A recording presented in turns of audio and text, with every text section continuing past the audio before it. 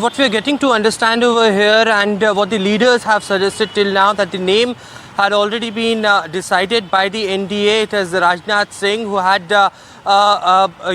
consulted with different of the NDA alliance partners, and finally the final decision has taken. In some time from now, because 12 noon is the deadline when the name has to be out. But we spoke to the Congress and the DMK and other opposition parties as well. They were clearly stating that they are adamant of having the Deputy Speaker position, as is mentioned by Mr. Rahul Gandhi as well inside the Parliament, that Deputy Speaker position should be given to the opposition, as the convention suggests as well.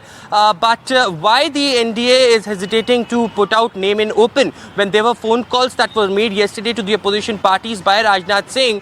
It is him who should tell the name out in open to them, and also to assure them that yes, the Deputy Speaker position will be given. But if not, what will be the strategy of the opposition? Whether they will also nominate someone for the Speaker's post is still something remains to be seen, because several DMK leaders had pointed it out that if the Deputy Speaker position is not being given to them, then certainly it is going to be the elections. And the wait and watch policy is something that they have adopted till 11 or 11:30. Soon we'll get to know what will be the name. Of course, Om Birla's name, as we were speaking, is doing rounds for the reterm of him as far as the Speaker position is concerned.